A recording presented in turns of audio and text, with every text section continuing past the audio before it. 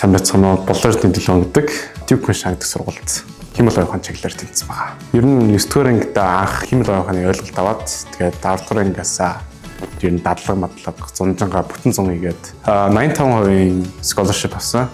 Ерөнхийдөө би ганцхан сургууль руу аплайцсан байхгүй. Нэг 100% уул нь авчихах гэж бодсон.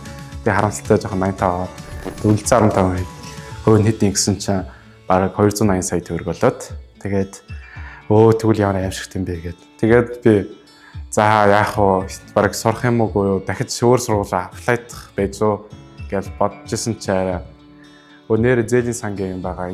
Эндээс хүүхдэд авчдаг гэсэн гээд нэг таньдаг найзтайгаа яриад тэгээд боловсон зээлийн нөгөө тэр натурын тэндэд газар дээр нь очиж бах асуулт асуугаад тэнд нэг ах надад ер нь бол бүгдийн сайхан гоё тайлбарлаад өгсөн. Тэгээд би авахгүй бах та арайчтай гэж бодсон чинь хоёроор шалгараад гараад ирсэн.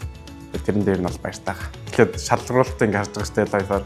Тэгэхэд ингээд аль журмаар нь тэнцээгүй, аль журмаар нь тэнцсэн эдрэгээд харуулад тэгээд би хүүхдүүд яг юун дээр алдаад байгаа юм бол ингээд байхад харсан чинь ер нь бас түгээмэл бас алдгаарч тийм алдаач юм шигтэй ингээд жоохон кинога байсан бол тэнцгэрч байсан ч юм шиг тиймэрхүү юмнууд байгаадс. Энэ 10 хүүхдээс илүү их хүүхд авдчихтэй.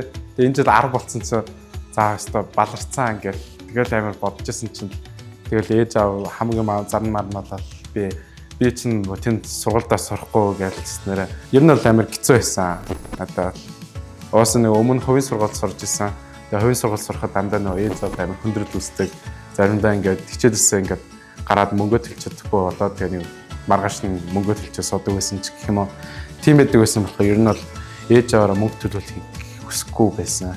Тэгээд ер нь сурахгүй дээ гэж яг шийдсэн. Ажиллах уу эсвэл одоо өөр тийм хүмүүс дээр очиж уулзах яах вэ гэж бодож ирсэн. Тэгэл яалцсуу тэгээд тэнцсэн билээ. Зарим одоо яалч авир мундаг. Дааш тэтгэлэн ингээд хүрхгүй энэ зээл хэрэгтэй хөгтөж байгаа шүү дээ.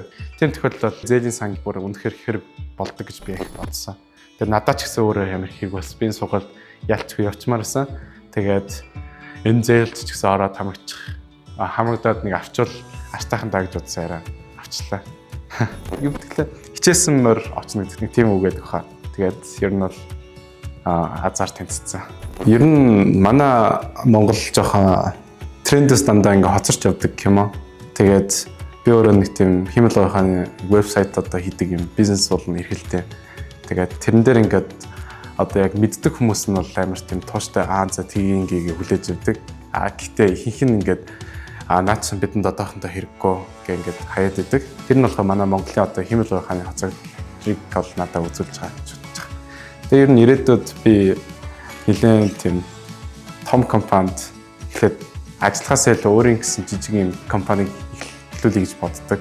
Гэхдээ ер нь бол би яаж хийж байгаа том газар очиод том юм хийж бүтээх юм чинь ер нь сайн сураад авах хэрэгтэй. Угаасаа их сургууль яах гэж бодож байгаа. Их сурах гэж бодож байгаа, мэргэжилтэй болох гэж бодож байгаа.